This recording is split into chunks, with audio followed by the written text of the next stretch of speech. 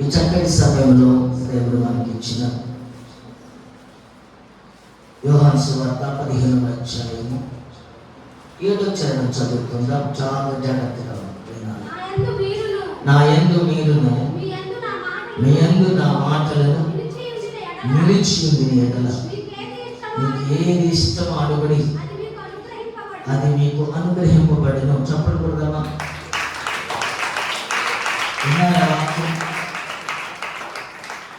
నా యందు మీరును ఒకటి, మీ యందు నా మాటలను నిలిచి ఉండిన ఎడల. ఈ రోజున మీకు ఏది ఇష్టమో అడగండి, అది మీకు అనుగ్రహించబడి. దేవుని స్తోత్రం. వాక్యం నమ్మిన వాళ్ళు బిడ్డగా 7 సార్లు హల్లెలూయా చెప్పండి. హల్లెలూయా, హల్లెలూయా, హల్లెలూయా, హల్లెలూయా, హల్లెలూయా, హల్లెలూయా.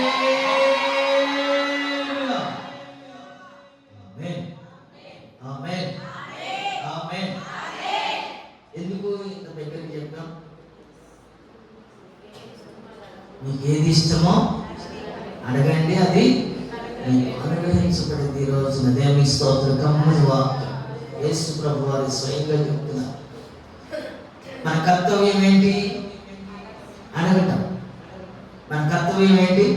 అడగటం. మన కర్తవ్యం ఏంటి? ప్రార్థన చేయటం. మనం అడగాలట. అడగము, ప్రార్థన చేయకపోతే ఇగో మీకు ఏది ఇష్టమో అడగాలి. ప్రభువుకి తెలియదంట మన అక్కర్లు. మనసులో మీరు అనుకోవచ్చు, ప్రభువుకి తెలియదు అక్కర్లు. తెలీదా? తెలుసా? మరి ఎందుకు అడగమంటున్నాడంటే, అడిగితే ప్రభు దాచిపెట్టి ఉంచాడంట మన కొరకు. ఆయన మన కొరకు సిద్ధపరిచి ఉంచాడట. మన అంతరంగం తెలుసు, ఆయన మన అవసరం తెలుసు. ఎంతవరకు అడగగలవు? ప్రభు సన్నిధిలో నీవు ఎంతవరకు ఉండగలవు? ఎంతవరకు నీవు గట్టిగా మరి స్థాపించగలగలవు? నీ ఆత్మీయ జీవితాన్ని ఎంతవరకు మెరుగుపరుచుకోగలవని దేవుడు ఈ రోజు చెప్తున్నాడు. మనం వారంతా పోగొట్టేస్తాం. క్రైస్తవం కాబట్టి ఏదో ప్రభు సన్నిధి రావాలిగా, ఆదివారం రాకపోతే పండగ భయం, రాకపోతే ఎట్టానే వస్తున్నావు. ఈ వారమంతా నువ్వు ఎలా ఉన్నావు? ఏ విధంగా చేశావు? ఏమంటున్నాడంటే, నా యందు మీరు ఉండాలంట. ప్రభు ఆయన యందు మనం ఉండాలంట. మళ్ళా మనలో ఏముండాలి? అందులో ఏం చెప్పాలి? నా మాటలు ఉంటే, ప్రభు మాటలు ఉంటే, ఈ రోజున మీకు ఏది ఇష్టమో అడగండి, అది మీకు ఇవ్వబడింది, అనుగ్రహించబడింది. దేవుని స్తోత్రం కలుగును గాక. హల్లెలూయా, హల్లెలూయా. దేవుడే అంటున్నాడు, అడగండి అంటున్నాడు. అడగండి. అడగడానికి మనకేమో టైం దొరకట్లేదు కదా. అన్నిటికీ టైం దొరికింది, అన్నిటికీ లోకంలో ఉన్న వాటి అన్నిటికీ దొరికింది.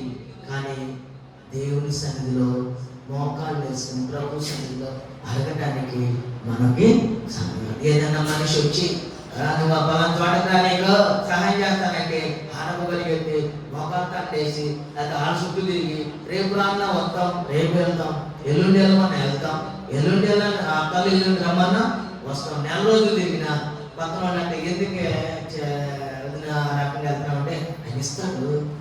దగ్గర బోల్డ్ అంత ఉంది, ఆయనకి టైం దొరకట్లా. ఆయన చెప్పకపోయినా మనం కాసిన 4 చెప్పుకుని ఆయన చుట్టూ తిరుగుతాం. ఆయనకి ఎంత ఉంది అంటున్నావు, మన దేవునికి ఎంత ఉంది? ఎంత ఉంది? 24వ కీర్తన తెలుసా అందరికి? తెలీదా? భూమియు దాని సంపూర్ణతయు లోకమును దాని నివాసులను ఎవరు తీయొద్దు. నువ్వు తీసేసరికి భూమియు దాని సంపూర్ణతయు లోకమును దాని నివాసులను. మరి ఆయనకి మొత్తం అయిందే కదా. ప్రభుని అడిగితే అడిగేది ఏదో రహస్యం నీ గదిలో లేదా దేవుని సన్నిధిలో ప్రభుని అడిగితే దేవుడు కూడా ఇస్తాడంటే ఏమో మరి డౌట్. ఇస్తాడే కూడా మనకు కావాల్సిన సర్వ సమృద్ధిని దేవుడు ఇస్తాడే కూడా. ఇస్తాడా ఇవ్వడా? ఇస్తాడా ఇవ్వడా? నోటితో చెప్పండి, ఇస్తాడా?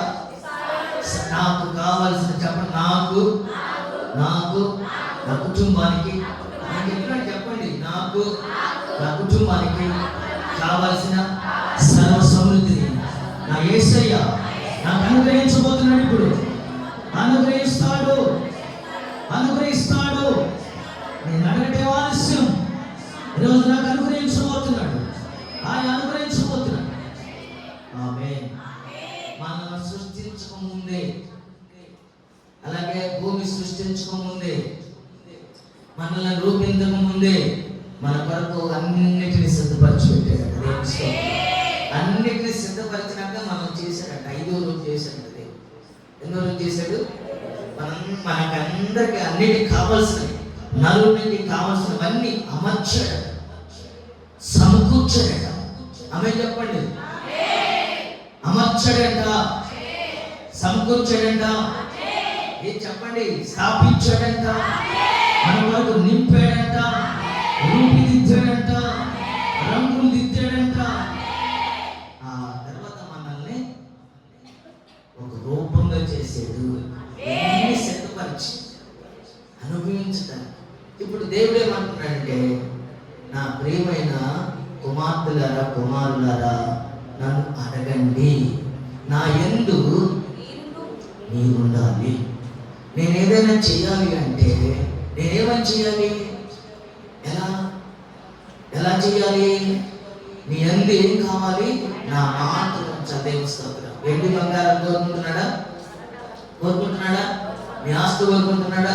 అంతస్తు కోరుకుంటున్నాడా? నీ జ్ఞానాన్ని కోరుకుంటున్నాడా? ఏం కోరుకుంటున్నా? దేవుని మాట నీ హృదయంలో పెట్టుకో. నా యందు నువ్వు ఉండాలి. నీ హృదయంలో ఏముండాలి? దేవుని మాట ఉండాలి. అదే ఆయన కోరుకుని ఏం కోరుకుంటున్నా? నీ అవసరం ఏంటో దేవునికి ఈరోజు తెలుసు. నీకు ఏం కావాలో తెలుసు. నీ నోటి నుండి వస్తున్న మాట కొరకు ఎదురు చూస్తున్నాడు. హల్లెలూయా. ఆయన నీ నోటి మాట కొరకు, నీ హృదయంలో ఉన్న అభిలాష దేవునికి తెలుసట. దేవుడికి తీర్చగలిగిన దేవుడు నీ కోరికలను సిద్ధపరిచేసి నీ ఆలోచన యావత్తును సఫలపరిచేది. మనకి తెలియక ఎవరిని నాశనం చేసేవాడిని అడుగుతాం, మనల్ని పాడు చేసేవాడిని అడుగుతున్నాం, భయంకరస్తులను అడుగుతున్నాం. కమ్మని దేవుడు మన చేతిలో పెట్టుకుని ఎక్కడెక్కడో పయనిస్తున్నాం, ఎక్కడికెక్కడో తిరుగుతున్నాం. ఈ కమ్మటి సమయంలో, ఈ ఆఖరి ఆదివారంలో, వచ్చే 1వ తారీఖు ఈ నెలలో మనకు దేవుడు ఇచ్చిన వాగ్దానం ఏంటంటే, ఈ విషయంలో చెప్పండి, ఈ విషయంలో చెప్పండి, నాకే చెప్పడం కాదు. ఈ నెల వాగ్దానం ఏంటి? చిన్నదేదా? అది కూడా చెప్పలేకపోతే దేవుడు ఏమంటాడు? అదే అంటున్నాడు, నా యందు నువ్వు ఉండాలి. నీలో ఏముండాలి? అర్థమవుతుందా నేను చెప్పేది? ఈ ఉంటేనే ఈరోజు నువ్వు అడిగింది దేవుడు ఇస్తాడు. నాకేమట్లేదండి, నేను 30 ఏళ్ళ నుంచి వస్తున్నా, 40 ఏళ్ళ నుంచి వస్తున్నా, 10 ఏళ్ళ నుంచి వస్తున్నా, నాకేమీ జరగలేదంటే నువ్వు ఆయన ఎందు లేవు. వచ్చినా నీ హృదయంలో ఆయన మాటలు లేవు. దేవుని స్తోత్రం. ఆయన ఒక కండిషన్ పెట్టాడు. ఏంటది? నువ్వు అడిగినది పొందుకోవాలంటే 1 కండిషన్. ఏంటది? అంతే, మనం ఆయన వారం అవ్వాలి, ఆయన మాటలు మన హృదయం ఉండాలి. అంతే, ఇంకా ఆయన కోరుతుంది. ఒక చిన్న పిల్ల సేవకుల దగ్గరకు వచ్చి అడుగుతుంది, ఏమండి మాస్టర్ గారు, ఏదడిగినా ఇస్తాడా? ఏదడిగినా ఇస్తాడా? ఏదడిగినా ఇస్తాడంటే ఇస్తాడా? అయితే నాకు ఒక మంచి అత్తగారు కావాలి, మంచి అత్తగారు ఇచ్చేటట్టుగా అత్తగారు ఇస్తాడా అని అడిగిన. దేవుని స్తోత్రం. ఆ చిన్నపిల్ల ఎక్కడికేసింది? ఎందుకు? అత్తలో భయంకరుస్తుందంట. కొంతమంది, అందరూ కాదు. దేవుని స్తోత్రం కలిగిన కాదా? మొదట నా మాటలు నేను నిలిచినప్పుడు, మీరు నా యందు నిలిచి ఉండాలి. అప్పుడు దేవుడు మీకు ఏది ఇష్టమో దేవుడు వాటిని అనుగ్రహించబోతున్నాడు. ఆయన మాటలు జీవపు ఊట. ఆయన మాటలు మనలను మహాక్షకరంగా నడిపి నడిపించేవి, స్థిరపరచబడేవి ఆయన మాటలు మన గుండెల్లో పెట్టుకుని నడిపించబడును గాక. ఎలాగలా వచ్చాం, ఉదయకాలంలో వచ్చాం, ఎలాగలా వచ్చాం. ఆయన మీద ఆధారపడితే, మనుషుల మీద ఆధారపడితే కొంతవరకు ఒకసారి ఇస్తాడు, రెండోసారి తల్లిదండ్రులను అడిగినా ఏమంటారు? మొన్నగా 50,000 ఇచ్చి దాన్ని చొద్దాయి అని అంటారు. మన దేవుని అయితే, ఆయన అయితే నువ్వు ఎన్నిసార్లు అడిగినా అడగటమే కావాలి. ఆయన బిడ్డగా మనం మార్చబడి వాక్యాన్ని మన హృదయంలో పెట్టుకోండి.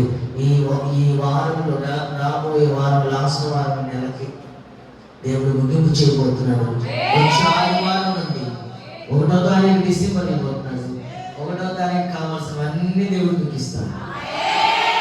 నెలంతా ఈ నెలలో పోషించిన దేవుడు డిసెంబర్ మాసంలో కూడా పోషిస్తాడు. ఈ వారంలో మీకు ఏది కావాలో దేవుడు ఇస్తాడు. ఇస్తాడు ఇస్తాడు ఇస్తాడంటే ఇస్తాడంటే. ఈ వారం చేయి చూడండి, ఒకసారి ఒక వారం చేయి చూడండి, అసలు ఎట్లా ఉంటుందో చూడండి. ఒక్కసారి దేవునికి ఒక వారం అంతా ఇవ్వండి, అసలు ఎట్లా ఉంటుందో. మన జీవితం ఒక ఉన్నతముగా మార్చబడింది. ఆమేన్. ఒక చిన్న ప్రశ్న అడుగుతున్నాను అని బాధపడద్దు. మీరు చెప్పాలి మాట ఏమనంటే, మీ యందు దేవుని వాక్యం ఉన్నదా? అది కావాలి. మీ యందు దేవుని వాక్యం ఉన్నదా? ఉందంటే ఉంది అని వచ్చే స్తోత్రం చెప్పండి. మీ యందు దేవుని వాక్యం ఉన్నదా? ఏంటంట? ఉన్నదా లేదా? ఏంటంట? ఉన్నది. చేతులెత్తి చెప్పండి, ఉన్నది. ఉంటే మీరు అడిగిన దేవుడు ఇవ్వబోతున్నాడు. అడిగినది మీరు పొందుకోబోతున్నారు. లోక సంబంధమైన కుష్టు మస్తు యేసు నామములో విడుదల పొందుకొనును గాక.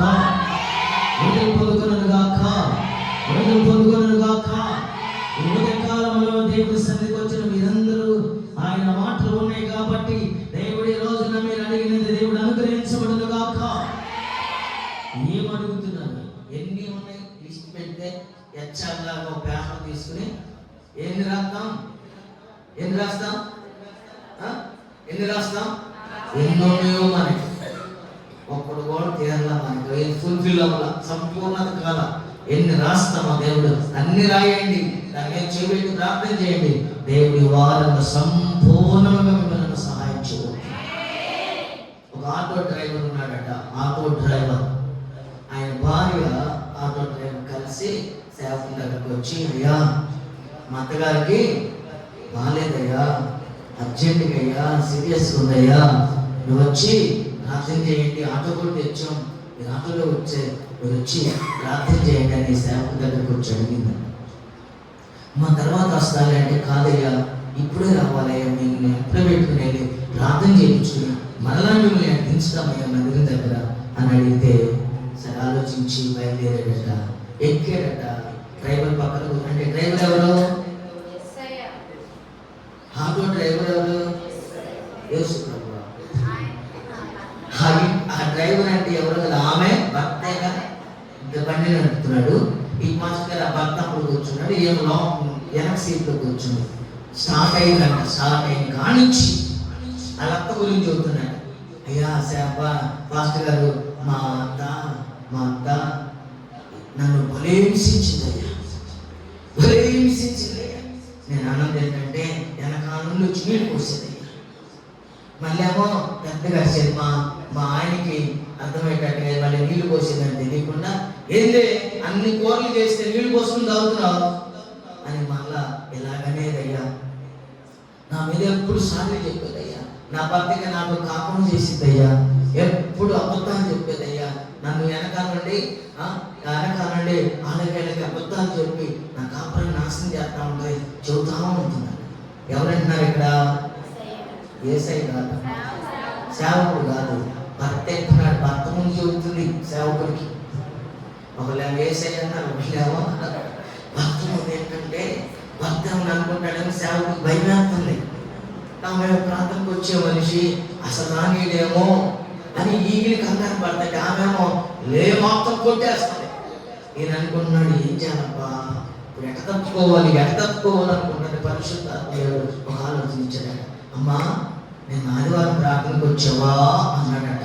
దేవుని స్తోత్రం చెప్పండి, హల్లెలూయా. నేను ప్రార్థనకు వచ్చావా అమ్మా అంటే, నేను ఆదివారం అంటే ఏందో అంటున్నావు, మొదటి వరుసలో నేనేగా కూర్చుంది అంటేనా ప్రార్థనకు వచ్చావా లేదా? వచ్చానయ్యా. అయితే పోయిన ఆదివారం ఏ వాక్యం చెప్పాను? అయిపోయింది.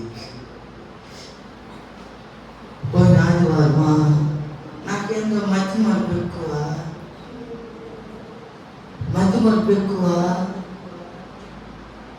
ఇక అప్పుడు నుంచి ఆ మాట అడిగిన కానీ స్లో చూసుకుంటుందంట. దేవుని స్తోత్రం. దిగిందాక ఇంకేం మాట్లాడలేదంట. దిగుతా, పాస్టర్ గారు నా మధ్య మరుపు కొరకు ప్రార్థన చేయండి. అర్థమయ్యాడు. ఏంటంటే మధ్య మరుపు 15 ఏళ్ల క్రితం జరిగిన ఏమో పోస్ట్ అవుతుంది. అర్థమవుతుందా? 15 ఏళ్ల క్రితం ఏమో పోసుకోవచ్చు, ఒకటి కూడా మర్చిపోవాలా. నిన్న వాళ్ళు చెప్పిన వాక్యం మర్చిపోయిందా? అది అర్థమైందా? మనకి ఎంత అన్ని గుర్తుంటాయి, ఏది గుర్తుండవు? చెప్పండి అమ్మా. 15 ఏళ్ల క్రితం జరిగినాయి అమ్మా. అప్పట్లో మీరు ఎట్లా చేశారమ్మా ఆదివారాలు అంటే? అయ్యా, మేము మోట కోసేవాడు, 2 రూపాయలు ఇచ్చేవాళ్ళు, అన్ని కలుపుతూ 15 రూపాయలు అయ్యేది కాదు. వాటితో మేము 1వ తారీఖు చేసామని చెబుతున్నారు. ఇప్పుడు వాక్యం చెప్పు. నేను ఆదివారం ఏ వాక్యం చెప్పామమ్మా? దేవుని స్తోత్రం. అది ఎట్లా మీరు అడిగిందని దేవుడు ఇస్తాడు. వాక్యం గుర్తుపెట్టుకోము. 25 ఏళ్ల క్రితం జరిగింది చెబుతాం, 20 ఏళ్ల క్రితం జరిగింది చెబుతాం. నేను ఉదయ కాలంలో మీకు చెప్పొచ్చేది ఏంటంటే, ఆయన నువ్వు నిలిచి ఉంటే, ఆయన మాట నీలో ఉంటే, దేవుడి ఉదయ కాలంలో నేను దర్శించబోతున్నాడు. క్షేమం ఇవ్వబోతున్నాడు, సమాధానం ఇవ్వబోతున్నాడు. దేవుని సన్నిధికి వస్తున్నాము కానీ పెట్టుకోవాల్సింది పెట్టుకోవట్లా, హృదయంలో కావాల్సినవి చేర్చుకోవట్లా. అనవసరమైనవి, వ్యర్థమైనవి, అవసరం లేనివి హృదయంలో పెట్టుకుని సంవత్సరాలు గడుపుతున్నా. ప్రియమైన దేవుని బిడ్డలారా, నేను ఈ మాట మీరు వైరాగ్యంగా ఉండాలని చెప్పాను. వైరాగ్యం అంటే కసి. నాకెందుకు వాక్యం గుర్తుండదు, నేను అడిగిన దేవుడు ఎందుకు? నేను దేవుడు బిడ్డనే కదా. దేవుడు నన్ను ఈ రోజున ఆశీర్వదించాలి, నా కుటుంబాన్ని ఆశీర్వదించాలని కోరుకోండి. దేవుడు సహాయం చేయబోతున్నాడు. చదవండి, మొదటి మాట చదువుతున్నాం. మొదటి మాట అపొస్తలుల కార్యములు 9వ అధ్యాయము 31వ వచనం చదువుకుందాం. అందరు తీయండి. అపొస్తలుల కార్యములు 9వ అధ్యాయము 31వ వచనం. కావున యూదయ, గలిలయ, సమరయ దేశం నందంతటా సంఘమంట క్షేమాభివృద్ధి నొందుచు సమాధానము కలిగి ఉండెను. మరియు ప్రభువునందు భయమును పరిశుద్ధాత్మాదరణయు కలిగి నడుచుకొనుచు విస్తరించుచుండెను. విన్నారమ్మా? చదివేవాళ్ళు చదివేరుగా విన్నారా లేదా? ఏమున్నాయి? సంఘం అంట క్షేమాభివృద్ధి నొందుచు. సంఘం అంటే ఎవరు? ఫ్యామిలా? సౌండ్ ఇస్తారా? సంఘం అంటే ఎవరు? మీరే, నేనే, అందరం విశ్వాసులు. ఇప్పుడు దేవుడు అంటున్నాడు సంఘం అంటే మనమే కాబట్టి క్షేమాభివృద్ధి నొందుచు సమాధానం కలిగి ఉండేను. మరియు ప్రభునందు ఏం కలిగి ఉండాలి? మందిరమని చూడరు. వాడి ఇష్టం నోరు అట్లా పడితే అట్లా మాట్లాడేస్తారు. తర్వాత అది దెబ్బ తగిలిందన్న సంగతి తెలియదు. ఆ రోజు తగలలేదు. ఆ రోజు దేవుడికి పనిష్మెంట్ ఇవ్వడు. అది పాత నిబంధనలు ఇచ్చేవాడు. ఆయన ఎప్పుడైతే మరి ఆయన రక్తం కార్చేటో ఆయన ఎప్పుడు ఇవ్వాలో అప్పుడే ఇస్తాడు. దేవుని స్తోత్రం. ప్రభునందు భయమును. ఏ ఆదరణ కావాలి మనకి? చెప్పండి. కావాలి? పరిశుద్ధాత్మ ఆదరణ. పరిశుద్ధాత్మ ఆదరణయు కలిగి నడుచుకొనొచ్చు, అప్పుడు విస్తరిస్తామట. దేవుని స్తోత్రం. హల్లెలూయా, హల్లెలూయా. సంఘము సమాధానం కలిగి ఉండాలి. సంఘము క్షమాభివృద్ధి కలిగి ఉండాలి. సంఘములో ఉన్నతముగా ఏమి లేకపోయినా సంఘములో పరిశుద్ధాత్ముడు ఉండాలి. సంఘం అంటే మందిరం పెద్దది, చాలా పెద్దది మా మందిరం, మరి విచిత్రమైన నక్షత్రాలు ఉన్నాయి అని ఇవన్నీ కాదు చూడాల్సింది. లైటింగ్ ఉంది, అది ఉంది కాదు. ఏం కావాలి? సంఘంలో ఏముండాలి? పరిశుద్ధాత్మ ఆదరణ ఉండాలి. సంఘములో ఏముండాలి? భయం ఉండాలి. సంఘములో ఏముండాలి? క్షమాభివృద్ధి ఉండాలి. సంఘములో ఉండాలి? సమాధానం ఉండాలి. ఇది సంఘము విస్తరించు, అప్పుడు విస్తరించబడు. ఆడంబరాలు దేవుడు అయి చూడడం. ఏసీ ఉందా? ఆడంబరాలు ఉన్నాయా? దేవుడు ఈ చూడు. ఏం చూస్తాడు? ఏం చూస్తాడంట? ఏం చూస్తాడు? ఆత్మలో ఆయన ఆత్మను పరిశీలించే దేవుడు. మన ఆత్మలో ఏముండాలంట? క్షేమం ఉండాలి, పరిశుద్ధాత్మ ఉండాలి, భయం ఉండాలి, సమాధానం ఉండాలి. ఇవన్నీ ఉంటే అప్పుడు నిన్ను దేవుడు ఏం చేస్తాడు? నువ్వు అడిగినది దేవుడు అనుగ్రహిస్తాడు. దేవునికి మహిమ కలుగును గాక. మనందరికి కృప కలుగును గాక, కృప కలుగును గాక. సంఘ క్షేమాభివృద్ధి కలుగును గాక. సంఘం విస్తరించబడును గాక, విస్తరించబడును గాక. కొందరికి చేతి నిండా డబ్బులు ఉండొచ్చు, డబ్బులుండి చేతి నిండా విస్తారమైన అన్నీ ఉన్నాయి, కానీ వాళ్ళకి ఏం లేదట? సమాధానం. విస్తరిస్తారు కానీ కొంతమందికి సమాధానం ఉండదు, సమాధానం ఉండదు. ఒక ఆయన యెరూషలేము వచ్చి చూద్దామని ఆయన యెరూషలేము వచ్చాడు. యెరూషలేము అంటే ఏంది? మనం ఏం చదివామో బైబిల్ గ్రంథంలో అవన్నీ ఎక్కడ ఉన్నాయంట? యెరూషలేములో ఉన్నాయి. యేసు ప్రభు సంచరించిన ఆ స్థలాలు. మరి అక్కడ గైడు సేవకుడు వివరిస్తున్నప్పుడు మనం అంత దూరం వెళ్ళాం. మనం ఫోన్లు ఏం చేయాలి? ప్రభు సన్నిధికి వస్తే ఏం చేయాలి? కొద్ది నిమిషాలు మన ఫోన్ ఏం చేయాలి? ఆఫ్ చేయాలా? ఒక్కటి ఆఫ్ చేయకుండా మన ఫోన్ కరెక్ట్గా ఉండదు. మనం మీటింగ్లో ఉంటే మరి ఆయన అంత దూరం వచ్చాడు కదా, వచ్చి కానించి వివరణ. ఇప్పుడు అంత దూరం వెళ్ళి మనం వినాలి. వినకుండా ఫోన్ వస్తుంది, అడిపోయి మాట్లాడుతున్నాడు, మళ్ళీ వస్తున్నాడు, ఫోన్ అడిపోయి మాట్లాడు. ఈలోపు వాక్యం ఏమవుతుంది? అక్కడ ఉన్న విషయాలు ఏమవుతాయి? ఏం చెప్పలేండి, పోతాయి. వింటాడా? ఆ ఫోన్ స్విచ్ ఆఫ్ గంట ఆపితే బ్రేక్ వచ్చింది, అప్పుడు ఏమొచ్చిందో చూసుకోవచ్చుగా. ఈయన పద్దాక ఫోన్లు వస్తున్నాయి, మాట్లాడుతున్నాడు, వెళ్తున్నాడు, వస్తున్నాడు. ప్రతి మాట వినకుండా ఫోన్లు ఏం చేస్తున్నాయి? ఈ రోజున ఫోన్ పెద్ద సాధారణ మనల్ని పాడు చేస్తుంది ఏంటి? ఫోనే. మనల్ని బంధిస్తుంది ఏంటి? ఆశీర్వదింపకుండా ఆపుతుంది ఏంటి? చెప్పండి. ఫోనే. అది మనల్ని ఏం చేస్తుందంటే ప్రార్థనకు వచ్చిన దాన్ని ఆపం. ఫోన్ రాగానే ఏం చేస్తాం? హలో అయిపోయి ఈలోపు ఈ మాటలు పోతాయి. ఈ 40 నిమిషాలు అది అరగంట దేవుని వాక్యాన్ని నువ్వు హృదయంలో పెట్టుకుంటే నువ్వు అడిగినది ప్రతిదీ దేవుడు ఇస్తాడు. ఫోన్ల తర్వాత మాట్లాడతాడు ప్రభు సన్నిధిలో. మరి చాలామంది చూడండి, చాలామంది నేను చూసిన వారి పేరు చెప్పకూడదు, అందులో వెళ్తుంది కాబట్టి వాళ్ళు మరి ఫోన్లో కట్టేస్తారు. ఎంత చేసిన ఫోన్ తీరు, ఎంత ప్రధానమంత్రి చేసిన ఫోన్ తీరు. అలా చోట ఉంటే వాళ్ళు ఫోన్లు ఆపుతారు. నేను ఎన్నోసార్లు ట్రై చేస్తే ఫోన్ లేకపోతే ఏది బ్రదర్ ఫోన్ లేకపోతే అంటే మేము మా సన్నిధిలో ఉండి మా దేవునికి ఆరాధించుకునేటప్పుడు మేము ఫోన్ ఎత్తాం, కాసేపు ఫోను సైలెంట్లో పెడతాం. ఎంత టోల్ చేసాము, ఎంత బయటకు వచ్చినాక ఎవరితోనైనా మాట్లాడతాం. దేవుని స్తోత్రం. హల్లెలూయా. మన దేవుడు ఎవరు తెలుసా? మనం ఆరాధించిన దేవుడు ఎవరు తెలుసా? సజీవుడు. హల్లెలూయా, హల్లెలూయా. మనం ఎవరికి భయపడాలి? దేవునికి, పరిశుద్ధాత్మకు భయపడాలి. పరిశుద్ధాత్మను పొందుకోవాలి.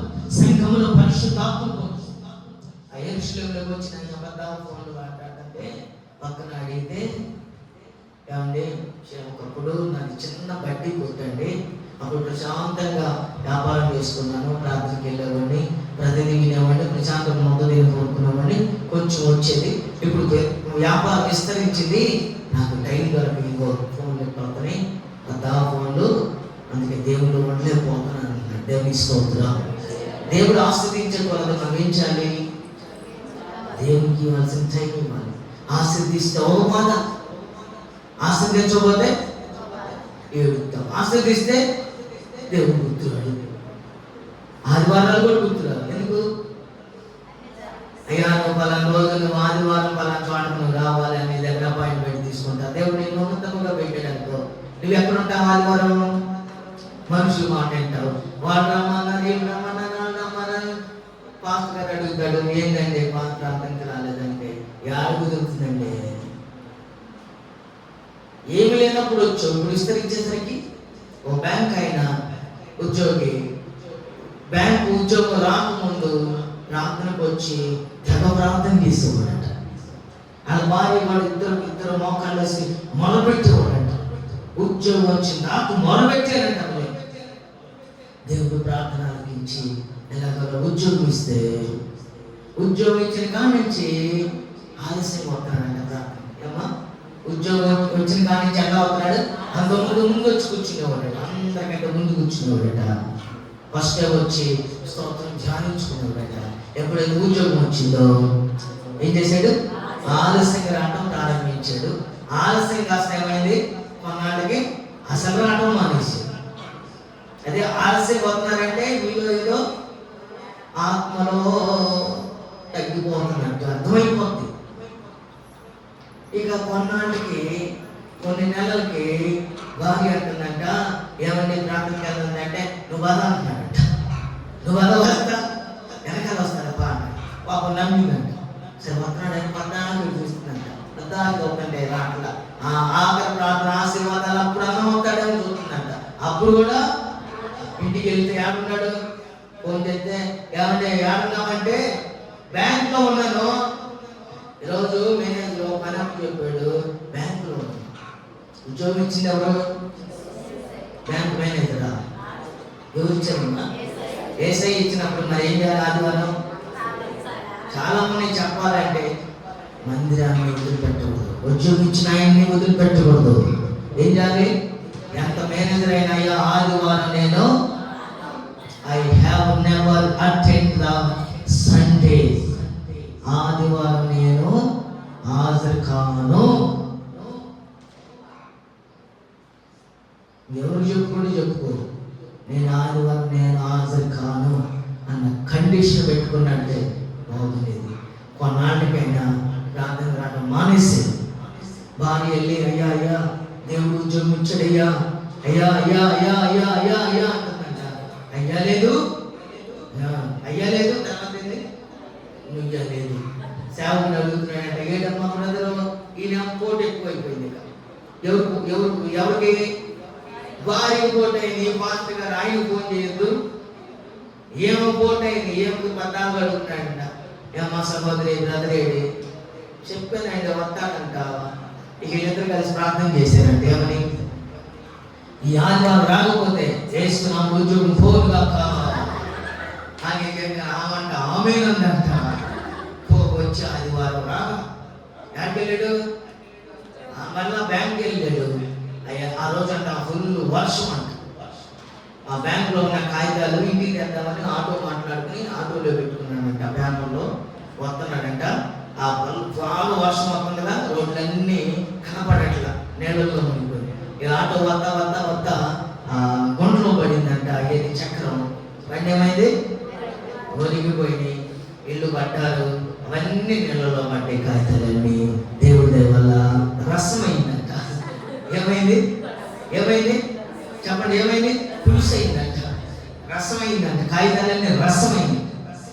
ఇప్పుడు తెల్లారి సోమవారం మేనేజర్ గారు ఏం చేయాలి, ఈయనేమో టెన్షన్ పడుతున్నాడు. మేనేజర్ గారు అప్పుడే పిలిచాడంట, ఏమంటే ఆ కాగితాలు తీసుకురానంట, ఫైల్ తీసుకురా. యాభై ఫైలు తీసుకెళ్ళి చూపించాడంట. డబ్బా ఏంటయ్యి? రసం. ఇది కొన్నాను, ఇదే కొన్నాడంట రసం. నీ ఉద్యోగం నేను డిబార్ చేస్తున్నాను, నేను సస్పెండ్ చేస్తున్నాను, డిబార్ చేస్తున్నాను. సస్పెండ్ కూడా డిబార్ చేస్తున్నాను. దేవుని స్తోత్రం. ఆ కాగితాలు తీసుకురా, అప్పుడు ఈ ఉద్యోగం ఇస్తామని సస్పెండ్ డిబార్ చేశారంట. ఇంటికి వచ్చి ఇప్పుడు ఎవరున్నాడు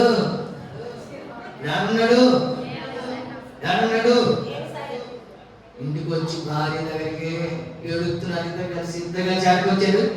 సేవల దగ్గరికి వచ్చి ఏడుతుంటే ఇంత అవసరం అంటావా? అవసరమా? అవసరమా? అందరిని అడుగుతున్నా, అవసరమా? దేవుడు ఇచ్చిన దాన్ని ఏం చేయాలి? నా యందు మీరు ఉండాలి, నీ యందు ఉండాలి. ఎవరిలో ఉంటియో ఈ రోజు నువ్వు అడిగినది దేవుడు అనుగ్రహించబోతున్నాడు. అడిగింది కాదు, నీకు ఇష్టం ఏదో, నీకేది ఇష్టమో అది దేవుడు అనుగ్రహించబోతున్నాడు. నువ్వు ఎవరికి భయపడుతున్నావు అంటే అధికారులకు భయపడతావు, అధికారులకు భయపడతావు. 31వ చదవండి. ప్రభునందు భయము కలిగి పరిశుద్ధాత్మ ఆదరణ కలిగి నడుచుకున్న వారు ఆశీర్వదించబడతారు. అట్లా కాకుండా మనం ఏం చేస్తున్నామంటే మనం ఏం చేస్తున్నాం చూస్తారా? మనం ఏం చేస్తాం? అధికారులకు భయపడుతున్నాం, పరిస్థితులకు భయపడుతున్నాం, రోగాలకు భయపడుతున్నాం, మరణానికి భయపడుతున్నాం, సచ్చిన శవానికి కూడా. శవాన్ని ఎవరైనా ఇంట్లో పెట్టుకుంటారా? 4 రోజులు పెట్టుకుంటారంట. పెట్టుకుంటారా? దానికి భయపడుతున్నాం. లోకంలో మన నాశనం చేసే పుత్రుడు ఉన్నాడు. ఎవడాడు? నల్లోడు. ఎవడాడు? సాతానికి అపవాది. వాడికి భయపడుతున్నాం. కానీ ఇది నిరాశ ఏంటంటే దేవునికి భయపడతలేరు. దేవుని స్తోత్రం. నా యందు మీరు ఎవరైతే భయపడతారో నా సన్నిధిలో వారిని విస్తరింపజేసి ఆశీర్వదిస్తానంటే వారి దేవుని సర్వశక్తి కలిగిన దేవునికి మనం భయపడట్లేదు. దేవునికి స్తోత్రం కలుగును గాక. ఏసేపు మనం జ్ఞాపకం చేసుకుంటే 5 వరకు చెప్తాను, మళ్ళీ దీన్ని వచ్చాక మనం కంటిన్యూషన్ చేయాలి. ఎందుకంటే చాలా ప్రాముఖ్యమైన మాట. ఏసేపు మనం జ్ఞాపకం చేసుకున్నాం. ఇంకొక 5 నిమిషాలు చేస్తాను. ఏసేపు జ్ఞాపకం చేసుకున్నాం. ఆదికాండం 40వ అధ్యాయము. ఆదికాండము 45వ అధ్యాయము మొదటి చదువుకుందాం. అప్పుడు యోసేపు తన యొద్ద నిలిచిన వారందరి తను తాను అణుచుకున్న జానక నా యొద్ద నుండి ప్రతి మనిషిని వెలుపలికి పంపివేయని 3వ చరణం చదవడము. అప్పుడు యోసేపు నేను యేసేపు నా తండ్రి ఇంకా బ్రతికి ఉన్నాడా అని అడిగినప్పుడు అతని సహోదరులు సముఖమందు తొందరపడి అతనికి ఉత్తరం ఇవ్వలేకపోతే. దేవుని స్తోత్రం. ఈ వివరణ వచ్చి ఆదివారం వివరిస్తాను. చక్కగా ఈ చరిత్ర చెప్పి ఆదివారం వివరిస్తాను. దేవుని మాటలను మన హృదయం స్థిరపరచుగాక.